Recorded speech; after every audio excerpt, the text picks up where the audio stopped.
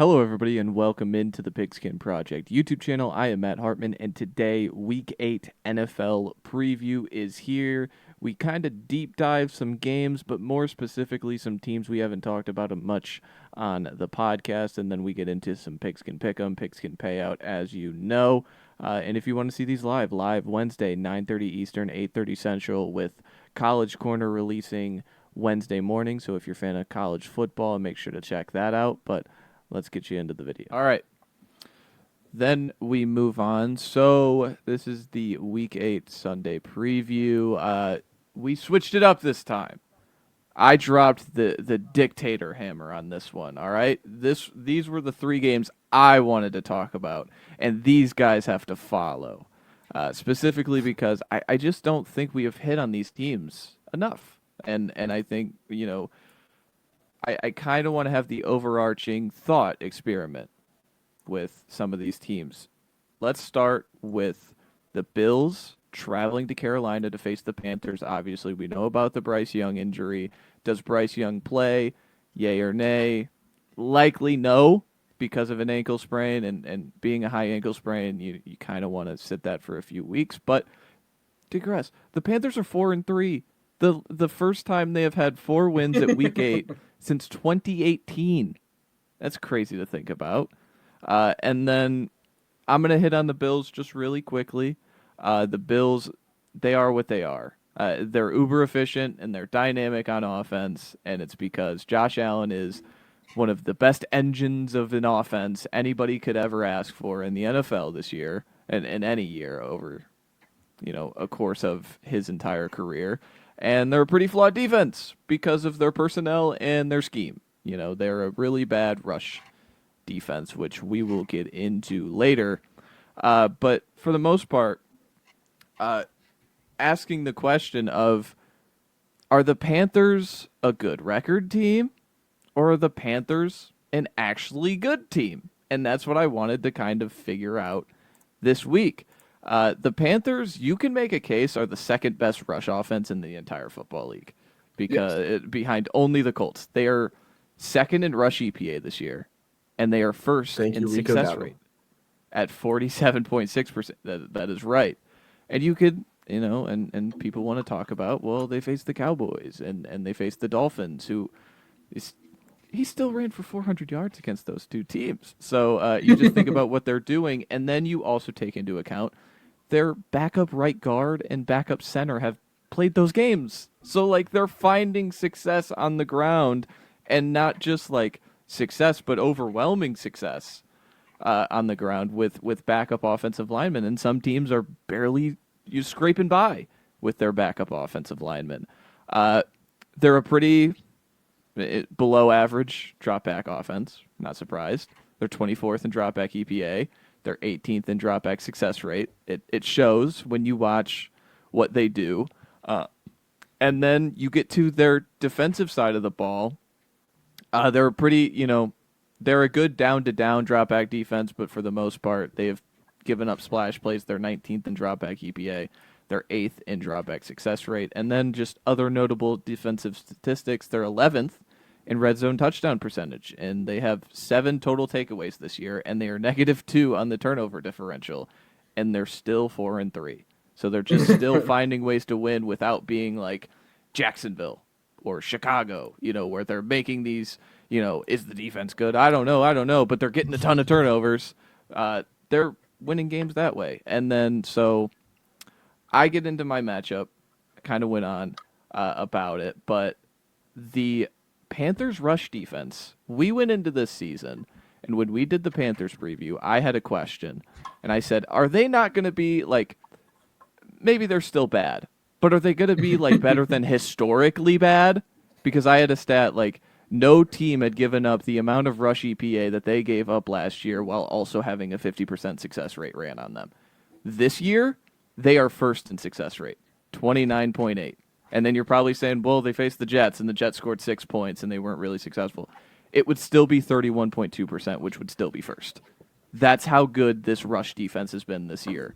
And you think about the Bills, what the Bills were able to do in limited stretches against Atlanta, and how they were winning games against, New Orleans and the Dolphins is their rush offense. They're third in rush EPA and they're fourth in success rate. So just I wanted to really extract the Panthers from this situation and take out my lens of what I thought of them before the season and really go full under the hood and look at what they are and ask, are the Panthers a good enough team to make the playoffs? No, Or are they just fake? they're fake. they're just not. I like their defense. I really do. For everything that you've said. I think their defense is awesome, and this Rico Dowdle storyline through like the last 3 weeks has been really really fun. But as you said, yes, it is hard to rush for 400 yards in 2 games. But again, look at the defenses that happened against, and there's just not enough in terms of their passing offense that I've seen that has inspired me. I think obviously it is very very important to have a good rushing offense. Coming from the Eagles fan here, obviously, but there's just when push comes to shove and they need to pass, I just don't have the confidence in this team at least yet that they can do that. People went into the year hoping that Bryce Young was going to be able to build off of the back half that we had seen. And, they have Tedero McMillan now. And it's still been awful. It's been bad. I have not liked anything that they've put out. I think it's been exactly what I've expected. It's below average, but it's not like outright terrible. That's kind of my thought. I agree, but there just hasn't been enough in terms of passing offense that I have seen from the Panthers that makes me feel confident about how they're going to be down the stretch of the season. That being said, this game specifically, I mean, you touched on the big thing. Can they continue this fun Rico Dowdle storyline that they've put together over the last 3 weeks, especially against the 31 ranked run defense that the Bills have? They've shown consistently through the first 7 weeks of the season that you can run on them all you want, and that's the way the Panthers have been able to win these games. Not that I think the Panthers are going to win, but if they do win this game, it's going to be because Rico Dowdle rushed for 200 yards and had 2 touchdowns on the ground. So, what I want to hit on in terms of is this team a playoff team? I absolutely don't think so, and the reason being is because of the fact that they have this third toughest remaining schedule, and I don't believe in their quarterback at all. Looking at it, I mean, I already talked about one team. I'll just relay their toughest opponents. Green Bay, the LA Rams, 49ers, Seahawks, Tampa Bay twice, and then Buffalo this week. And then the easiest opponents, just 3 weeks. You've got the Saints twice, and then the Falcons, which I would argue, I mean, Falcons are kind of tough, even though I know they played them once, and I know that they kind of shut them out too. That was pretty good, not going to lie, but like Falcons have been playing decent football recently. So, I mean, it's always a toss-up with the team. But, the other ones that I mentioned, unfortunately, Matt, excluding your Saints, it's a rough schedule. And it's got to be kind of like a put up or shut up kind of thing. They have to go out and punch mouth for me to really understand and be convinced that this team can do something at least deep enough into the season to where they can make a playoff push. Because what I've been telling my coworkers in, the idea of a playoff push for my own Bears is that you have to find a way to get to 10 wins if you want to at least compete for a wild card spot in the NFC.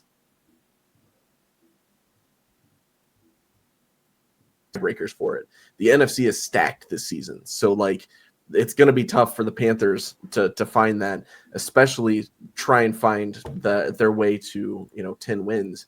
And they've already gotten 4 of them, but given those teams that I've mentioned, do you see another 6 in there for Carolina? I don't think so. That's why I'm presenting the question. just because I think we all had the same perception after 7 weeks of Washington last year, and you're Mhm. thinking about what Washington was and feasting on, oh well, they've beaten the good, they've beaten the bad opponents to start the year, and they have a unique moment against the Bears to steal a win, kind of things like that. So I just wanted to present the case of what Carolina has done this year and that they're on a 3-game win streak. And I feel like nobody is talking about them. We aren't talking about them. So I wanted to talk about them because I think I've been interested to see what they've been doing and what the statistical comparison is. But you're absolutely right. I mean, they still have, what, 3 out of 4 games against the NFC West, and it's the 3 toughest NFC West opponents. But what I really like is they got all their division games in front of them. I don't think there's a game on there in the division that they can't win, especially with the way they competed against Tampa last year. So I'm definitely intrigued, and I definitely have my goggles up with this team. But I would also probably keep them out of the playoffs just because of where I believe the NFC is at this Here's point the in fun time. thing too to talk about, like playoff hopes for one team, is that in the matter of just 2 weeks after the trade deadline, it'll make or break some of these teams. And that's why I'm really excited for these episodes, but not to, plug it too much, but I'm just saying, like, if the Panthers are buyers and I see a couple moves that I like that could maybe enhance this roster, maybe I'll give them the edge in a couple of these ones. Like you said, with how they competed against Tampa, I can kind of see that as well. So you're making great points. It's just I can't get my head out of Bryce Young like right now. You know what I mean? Like, I don't know. That experiment's not really working the way that some had hoped for my eyes. So Absolutely, absolutely. But if you keep being a second overall rush offense, does it even matter? But that is all for Bills and Panthers. Next, we get into the second part of the NFL Sunday window. The Cowboys travel to Denver to face the Denver Broncos, 3.5-point favorites. I believe this. No, this isn't a Brady game. But never mind. But you think about the Broncos, similar to how I mentioned the Panthers. They're 5-2, and they were a playoff team last year. But then you kind of put in the college football argument. But who have they really beaten? They have wins against the Titans, the Bengals without Joe Burrow, both the New York teams, in which those are sweat fests, like 13-11 in London against New York, the Jets, and then like it takes a miraculous 33-point quarter to beat the Giants, and Jackson Dart just kind of throwing the game away with that interception later in that game to get you back in it. And then the last one is against Philly, and that is the one win where it's like, oh, well, they beat the Eagles, and then you kind of take into account like the defense willed them to win that game. So again, Yes. it's a very interesting team to look at. You don't apologize for your wins, but thinking about it from this perspective of like you can kind of see on the wall where they will go.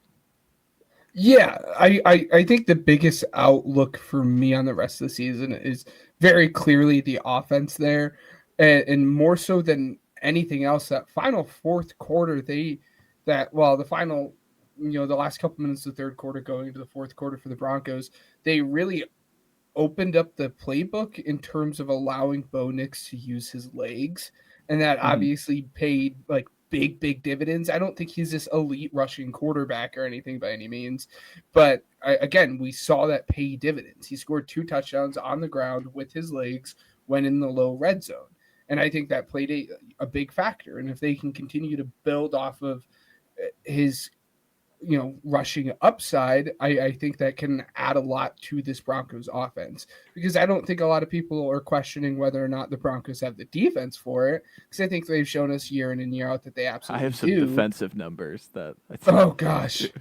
Oh gosh. Uh, um but we like their defense, at least from what they've seen. We don't know what the statistics are. I'm sure you absolutely get into that, make me look silly here. Um But a lot of that, again, comes back to that Bo Nix conversation. Is he tapped out? Have we seen what Bo Nix is? Or can he continue to build off of games that we had seen, like the fourth quarter against the Giants? And I think if he can, I think they might not end the season in first place in this division like they are right now, but I think they can push themselves to at least get a wild card spot, especially in this quote unquote weaker AFC this year. Yeah. I mean, getting into their defense, because I kind of teased it, they're still just absolutely incredible, and they might be even better. They're fifth in EPA per play. They're first in success rate. And then these two numbers that I'm going to talk about on Next Gen Stats are a little inflated because the Justin Fields disaster class, but I digress.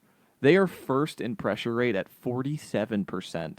Tampa is in second at 41%. The same gap between 47 and 41% is 41 to 35% at Cleveland at 13th.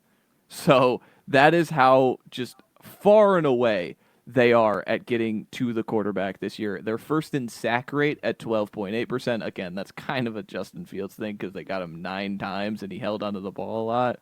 But the next best is the Rams at 8.8%. So a whole 4% higher than the second best. And then lastly, since week 1, they've been first in red zone touchdown rate allowed. So you get down in the end zone, in the red zone, you don't score on this football team at a consistent basis. And then dropping in the Broncos offense, because this is where I really want to talk about this team. The Broncos offense, the rush offense, it's been fine. It's been exactly what I think we all expected it to be. They're 17th in rush EPA and 20th in success rate, and that compares very similar to last year. I think they were 17th in both rush EPA and success rate last year. So the rush offense has not really changed at all. Like maybe, conceptually it's changed, but in a term of, statistical, it has not changed. And the passing offense, though, it's been a roller coaster. They're 17th in EPA, and it's like, oh, yeah. And then you realize they're 29th in dropback success rate. And it's because you watch this offense, specifically that first half against the Giants, it's just there's no stretching the field. There's no downfield creation. There's no, like what Bo can do throwing in the intermediate part of the field. There's no setup concepts like that. It's all quick, horizontal, get the ball out. And I don't know if this is the fear because he is one of the worst quarterbacks under pressure, or it's it's just the way Sean Payton wants to build his offense and build around this personnel that they have drafted. You think about Troy Franklin and you think about Marvin Mims and what those guys can do with the ball in their hands. I don't know, but I don't like watching it. And it didn't feel like there was a play caller that really trusted his quarterback to make throws downfield. And it's similar to the Bills game. It's similar to that the Bills playoff game. That has this offense at all evolved from that moment? Not really at all. And so that is why I have my hesitancies on saying, like, okay, like we talked about the Panthers and the Panthers leveling up from bad to maybe playoff team, which is a good thing. The Broncos are trying to level up from, hey, we made the playoffs to, win games and make the championship game, things like that. And I just don't think they have. Not yet. Not yet. No. Yeah. I don't have much about either one of these. They're kind of underwhelming me right now. So, I wasn't too prepared for this game. Yes. Well, the big thing in terms of like the matchup I have for this game specifically is that Broncos pass rushing defense against this Cowboys offense, specifically the passing offense, obviously. We've seen Nick Benito. Like that he's kind of like the hot name that everyone wants to talk about, rightfully so, because he has been very, very good. But so has this, Cowboys passing offense. I mean, it's the whole reason that they're even in these games to begin with. That being said, they've done a good job. I think it's a combination of the offensive line, obviously, with Dak Prescott's package management, but they've done a good job keeping Dak clean for the most part. They're the third best pass protecting offensive line in the entire NFL. So I think a lot of this game hinges on, can they get pressure? Can they do those simulated pressures that we had seen in your Eagles matchups, let's say, and put a little bit of pressure on Dak Prescott and kind of force him into some silly throws that we've seen him do in the past. And if they can do that, I think the Broncos can win this game. Yeah, I'm kind of, my matchup is kind of adjacent to yours. It's Dak versus Vance Joseph, the defensive play caller. Joseph as a defensive coordinator, especially with the Broncos, he likes to press the issue. They are top 5 in blitz rate, and he likes to show some, funky sim pressures. What a sim pressure is where you mug up and have 6 on the line of scrimmage, but you only rush 4. They did that a ton against Philly, and Jalen Hurts, it looked like a deer at times. Mm-hmm. You're facing one of the more, pronounced and intelligent pocket passers in Dak, who can kind of read out those things and try and get ahead of the game on those things. So I'm really interested to see how they play him. If Joseph kind of the first part of the game, it reminds me of when the Vikings played the Bears this year. When the first 3 drives or so, Brian Flores just played stock zone coverage, just vanilla zone coverage, and Caleb Williams was able to dice up and down the field, through all that stuff. And then as the time progresses, you start mixing in these little 5-man pressures, and then you send 7 here, like on a big 2nd and 8, things like that. So I'm really interested to see how the quarterback goes against the defensive play caller in this one.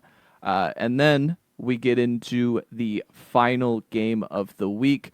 Sunday Night Football, the Green Bay Packers travel to the Pittsburgh Steelers, and of course, the narrative of them all, Aaron Rodgers is going to face the Packers for the first time in his career. Kind of bummed out it's not in Lambeau. I think all of us kind of would want that moment, but I digress. This is where we've kind of talked about teams each way. This is where what stemmed this is Ben and I talking on the recap show. You asked a pretty good question. Are the Packers actually good? Or are they low-key bad? And so I wanted to dig into that. Ironically enough, because of the tie, they are currently first in the NFC. I thought that was just a hilarious little tidbit. They're still first in the NFC, so they still have this expectation of whatever. That's gonna be trouble. It could be. It could be. But the Packers, are they good? The metrics, still pretty good. They're 3rd in EPA per play, 2nd in total success rate on offense. They're top 10 in every individual category that you want on offense. Defensively, kind of a downtick a little bit. They're 16th in EPA. They're 12th in success rate. None of the individual categories are lower than 16th, so you can make a case they are still a top 10 offense. They are still a top half of the league defense. Okay.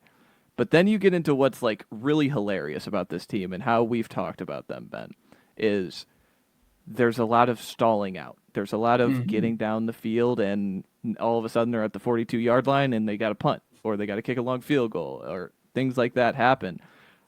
The Packers offense on 3rd and long this year, 3rd and 7+, are statistically on pace to be the greatest 3rd and long offense ever.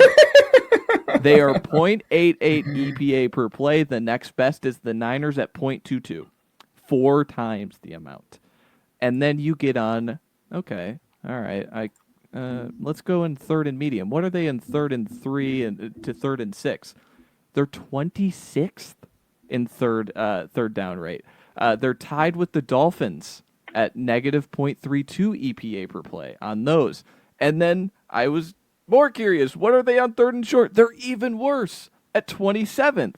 So it just matches what we've been talking about, that they still have the metrics to get them high up, because on these downs and distances that they should have no chance at completing, they're historically good.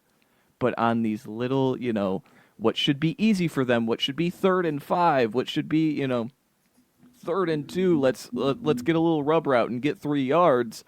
They have been bottom 10, bottom 5 in the league at that. So it's really, really fascinating to see how they've transpired since those awesome week too. First 2 weeks. So to the answer before I swing it over, to answer, are the Packers good? Yes, they still are. They were good last year, but are they great?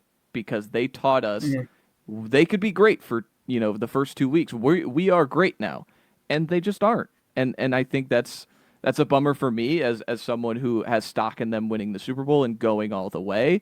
But just in reality, they have the same problems occurring, and hopefully injury luck gets them healthier. Jaden Reed comes back, maybe that helps things out in their horizontal game and their short distances.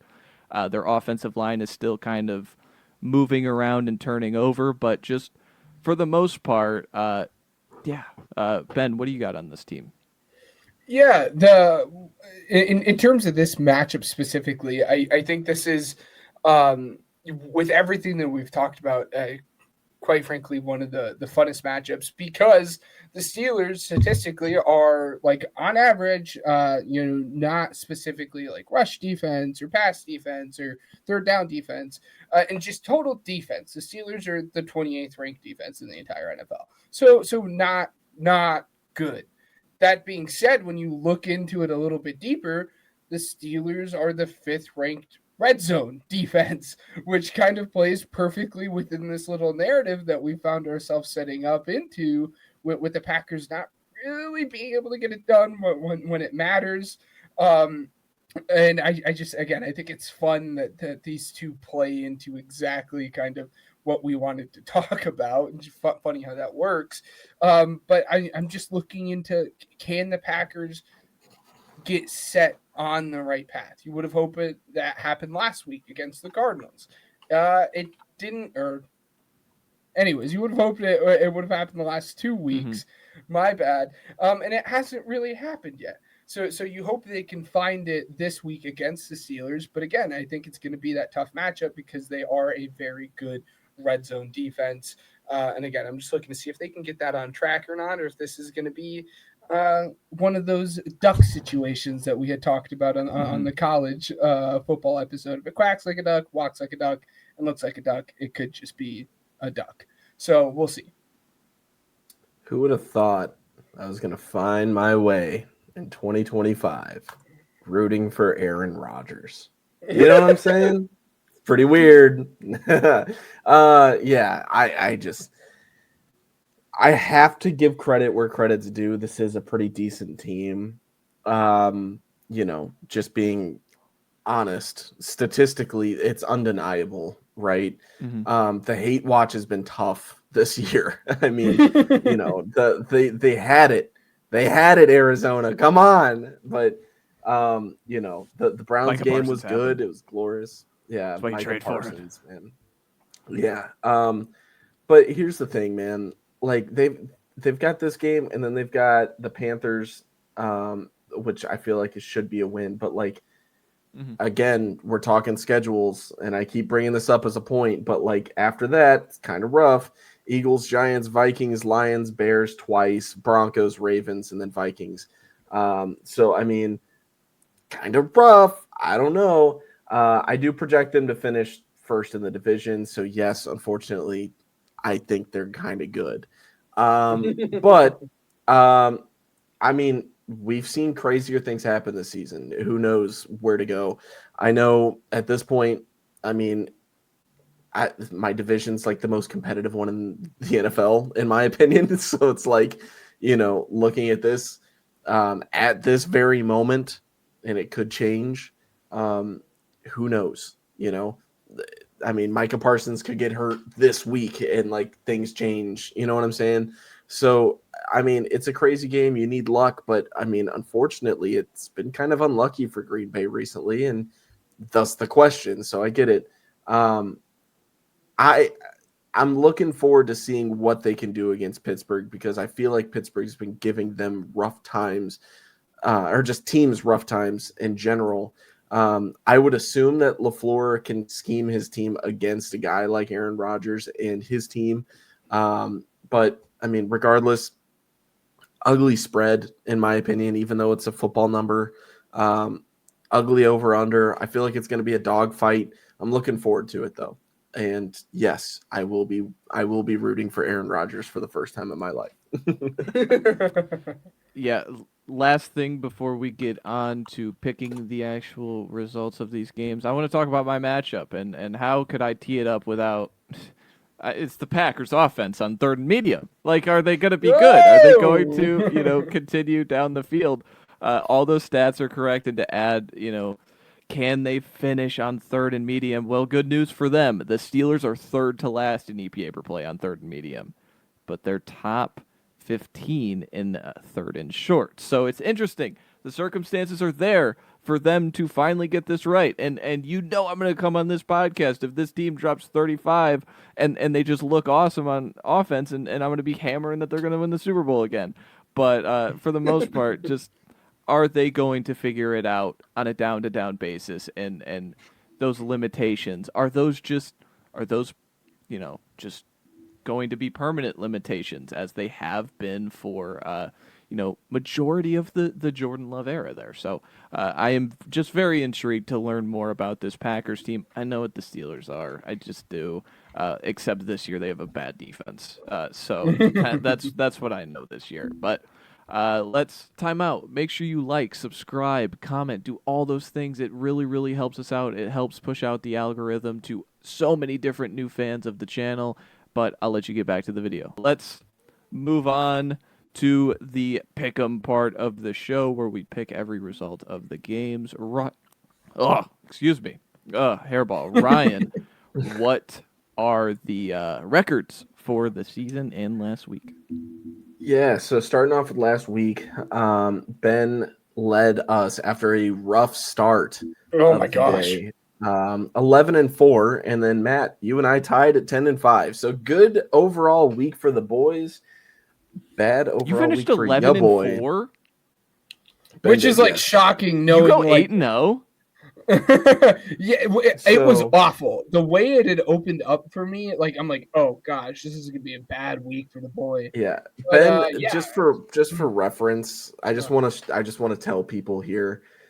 After Thursday Night Football and then after the noon slate, Ben was sitting at 3-5. He then proceeded to not miss a 3-5. Did I miss this up? Oh yeah, so 10-5 across the board. Shut up, Shut up, stupid guy that doesn't know how to do math. Hey, shame on you guys for giving me the math job. Come on. Anyways, yeah. All right. So we all tied last week. Good. I didn't want you to, thanks for helping me catch that. So. Yeah. So turns out Ben sucks. That's the takeaway. No, I tied with you guys, and we all suck equally. No, yeah. Yeah. All right. So correction: 10-5 across the board. I promise. I checked it after. Overall. Overall, Ben's leading now. 74-33-1. Matt's at 68-39-1, and I'm at 61-46-1. Somebody in the comment section, we've got 14 people watching now. Let me know if my math is wrong. Anyways, for the bye weeks for the week, as I mentioned before, we will be keeping track of this. Lions, Raiders, Rams, Cardinals, Seahawks, Jaguars. They are all on bye this week. So 3 games shy of the full slate this week. So I know we mentioned it before, but boys, remind me, who are we going with on Thursday Night Football? Matt, I think we were the same, right? Chargers? I am taking the Chargers. Ben? Yeah, I'm taking the Chargers. All right, Dolphins and Falcons. What we got? Matt? We're going clockwise here. You said Dolphins, Falcons? Yes. Yeah, dude, give me the Falcons. Even though it's a lefty matchup again. That's crazy. Yeah. Penix is questionable. I think he was either limited or did not practice today due to a knee injury. He was limited. Yeah. He'll play. Okay. Yeah, he'll play. I'm taking the Falcons either way, but Ben, yeah. Yes. They might get better. The Dolphins. The one team who might get better with the backup quarterback. So Ben, did you say Dolphins or Falcons? I'm sorry. No. I'm taking the Falcons. I was gonna say the Dolphins and Raiders might be giving the Titans competition for the worst team in the NFL, and that's a crazy thing to say. Bears and Ravens. So I've got a little tidbit about this, but I want you guys to give your predictions first, and I will give you guys the freedom to change them after I talk about this if need be. But what do you got? I mean, dude, if Baltimore coming off a bye, if their quarterback's back, I'm not picking against Lamar Jackson. Yes, correct. And They're so, finally healthy. It's We'll hard. see. Yeah. We'll see if they want to at least make an attempt to make the playoffs this year. It starts with the Bears. No more ping pong. No more basketball. Yes, it's a ping pong game, guys. Did you Yes, guys see ping what pong. the Bears put out on their social, by the way? Oh gosh. I It don't was- follow the Bears. So it was TJ Edwards and Tremaine Edmonds playing basketball, playing ping pong, and playing video games all in So an they're not advertisement. taking the Ravens seriously. That's what I'm hearing. Yeah. Give me the Ravens. John Harbaugh has these boys Yeah. locked in. No more basketball. Give me no more give me ping pong give me games. the serious Ravens. All right. I'm taking the Bears, and the reason why I'm taking the Bears is because at practice today, reports were saying that Lamar was operating as quarterback 3 behind Tyler Huntley and Cooper Rush. I understand that it is just to kind of ease him back in to practice, so he was limited in practice. However, the important thing to note is that in the scenario he sits out on Sunday, they do play a game on Thursday. They did take him. I would assume if he does not play on Sunday, the reason why he practiced in limited fashion today is because they were ramping him up for the game that's in a week. I don't know if they're going to play him or not. It's not, it's going to be something that's probably going to be a game time decision. But from what I'm seeing and what I just have thought before, for other teams, is just primarily that, you don't want to rush into something. So if it's not 110%, don't expect Lamar out there.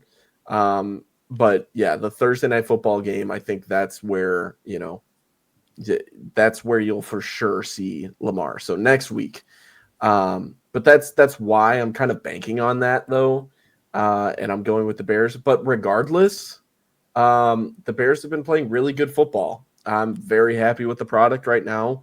And I don't want to pick against my team right now. I don't. And You shouldn't. just taking it week by week. They're a fun team. I'll say this. If anybody is watching, or like this is just to you, Ryan, like if you don't think Lamar's gonna play, 6.5 is a large number. I bet Lamar Bears Jackson money line doesn't at plus play. 275, I think, today. Yeah, that's because going it's like it's going to change so much. What did I get it at? 245 plus 245 today. So I made sure to take that just because it's like, I don't know if it's going to be plus money if Lamar's not playing, in all honesty. He's just that much of a needle mover. So it's going to be fun, but keeping it, to a minimum this week about my Bears. Despite the fact 4-game win streak, Anyways, Jets, Bengals. Matt, who you got? Give me Flacco. I do. Yeah. Jets might get a new quarterback changed. Maybe they're better. They should. But I am going Flacco. It's something about Flacco. Just being able to get it Okay, done in buddy. these kind of things is just fantastic. Something about Flacco. Give me Flacco. Some Yeah. no, wait, not that. I fell exactly into that clip there, right? But no, again, something about his ability to get it done on struggling teams. Give me Flacco. Something about him. Yeah. It's Plays the quarterback Bengals for position sure. the right way. Hey, did you guys see the video I guess it was during the press conference? Did you guys see the Flacco interview? Yes. Yeah. It's hilarious. He was just like, my family's up north and I kind of like eating by myself. Like he was like, this is paradise, is like what he said. So Uh, Oh. there was a So comment. valid. There was a comment. It was crazy. Where what did it say? It said hilarious for the hate my wife and kids crowd. So it's so good.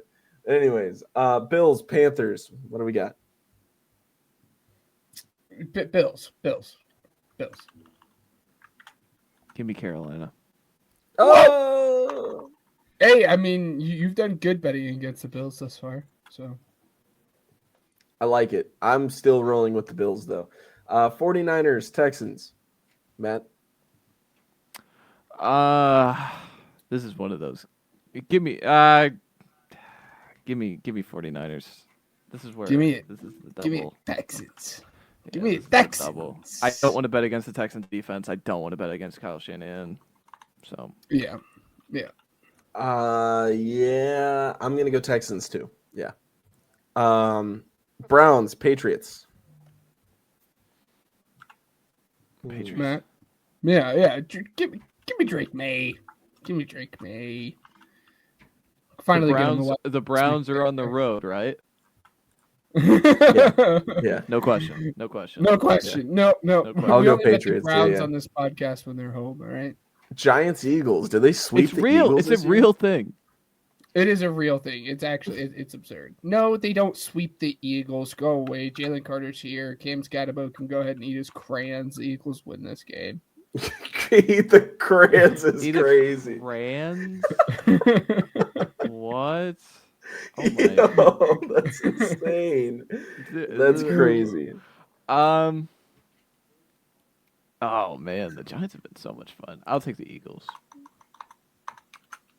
I'm gonna say they sweep them and Okay. Let's send go. send Ben into hysteria. It's gonna be awesome. Right, Bucks. Ben. Absolutely would. Ben. Yes. If they, Yes. this is the last time you're gonna have no camera off, right? Yeah. If the Hopefully. Giants beat the Eagles, I want you to eat a crayon next week. Yes. At least I love like it. a That is not a happening. bite.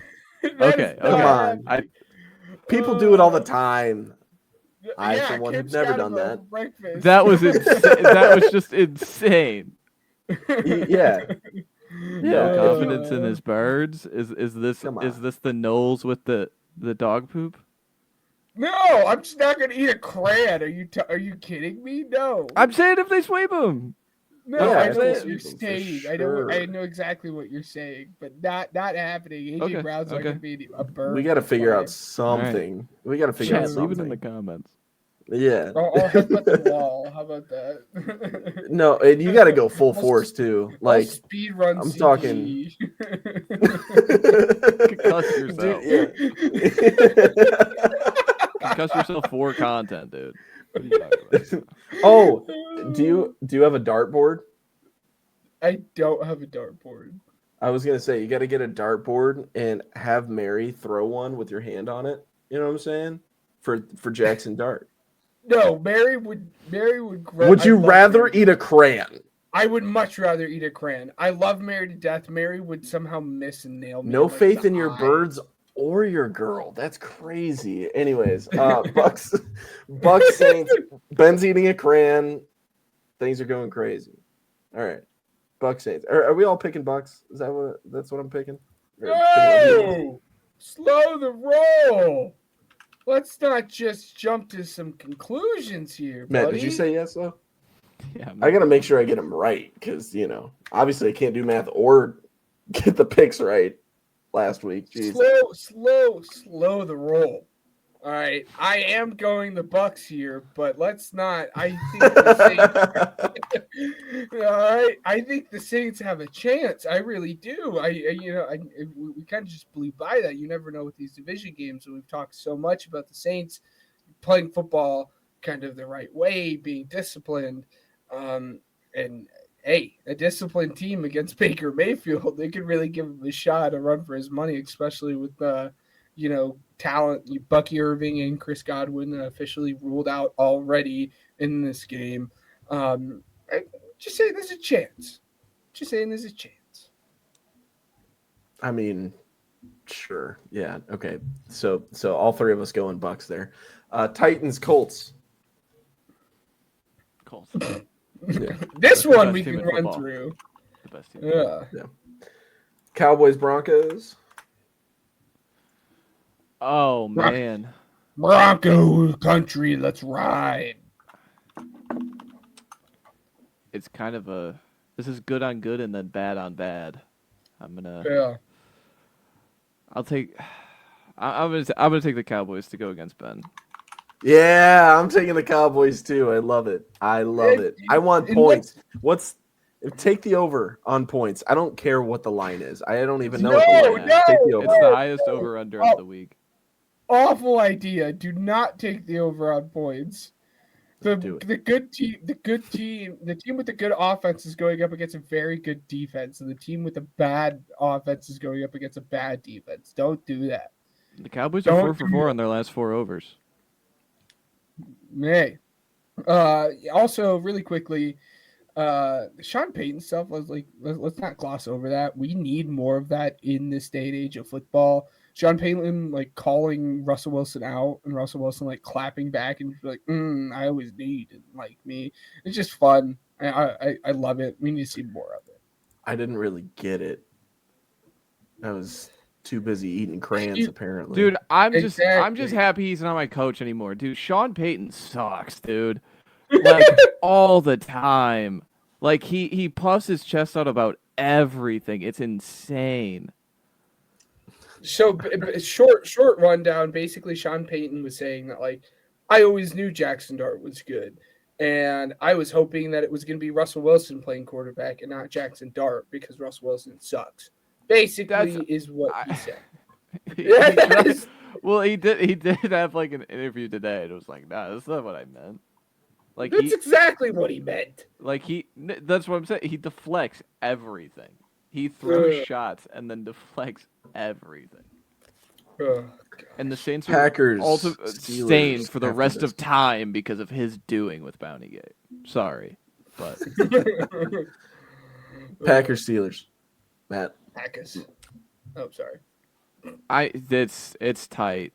I mean, I'm gonna take the Packers. I know what we're like. It just the Aaron Rodgers offense at this stage in his career does not excite me, and we went over the statistics. But he's scoring. It's so weird. In totality, this defense sucks. And again, I don't like the Aaron Rodgers offense, so that is why I'm going with the Packers. Yeah. I don't want to pick them because you guys already did, and it's also like the Green Bay Packers. All right, Steelers. Okay, Commanders, Chiefs. Chiefs. Jaden Daniels not gonna play, so Yeah, okay. Yeah. Ben, do I even have to ask? No. Cool. All right. That'll do for Pigskin Pick'em. Moving on to Pigskin Payout. As always, the anytime touchdown parlay from ya boy. I've got Bijan Robinson, Jamar Chase, Zay Flowers, and Jonathan Taylor. So that's so chalk. Outside of Zay, it is. That's so chalk. Yeah, I'm thinking. Yeah, I'm going Zay. I have to go Zay because it's like, dude, I don't know Lamar's who my not playing corners are. and Zay gets in the end zone. Okay. Yes, I don't care. I don't know who our corners are at this point. And the fact that I'm a hardcore, die-hard Bears fan, and I don't even know who's starting at corner. I don't know. It wasn't just Tyree Stevenson either. It was Nashawn Wright. And, like, he's been playing decent. At least decent. I don't know. At least decent. Somewhat decent. Smitty, it's not great. Sean scores a lock, by the way. Just saying. It's a There's lock. a lot of not at least decent. Yes. Yeah. Adoree Jackson. As far as my little pigskin payout goes for you guys, we're gonna buy a couple points here on this Bears game. I'm gonna have the Bears cover an alt spread of 10.5. I'm gonna have the Patriots money line, Packers money line, and as I said, I'm gonna carry over my leg from that Thursday night game over to this one. And Jonathan Grenard, anytime sack here. That brings that total up to plus 453. $10 will win you $55 and some change. All right, Matt, did you have time to cook up something? I'm crafting currently, but it is also because I need to. I understand what national holiday is on Sunday, guys. It's a national holiday, and Is my it? 3 touchdown scorers are going to correlate with this national Oh holiday. my God, I knew it. I knew I it. will be taking the Patriots tight end Hunter Henry to score a touchdown. I will be taking the 49ers tight end George Kittle to score a touchdown, and I will be taking the Colts tight end Tyler Warren to score a touchdown for a grand total of plus 1673 on FanDuel because it is National Tight Ends Day in the NFL on Sunday, and those guys, they know about it, and they love scheming up touchdowns for their tight ends. And also, Tyler Warren is like scoring a touchdown Hey, every week. It's insane. Can you add any touchdown scores from the Baltimore and Chicago game to that? No, there's 'Cause no I wanna- touchdown. There's no available No. touchdown scorer on FanDuel. I think because Lamar's like there's still no up in the air. I can Yeah. check DraftKings. Okay. Let me check. DraftKings I is was gonna again say- always the place to do it if you're trying to get ahead of it. DraftKings. You want to do Loveland so bad. I don't. I was gonna say Mark Andrews. Oh, he's worse. Yeah, you can. Okay. You're like, not on my parlay. You can't. No way.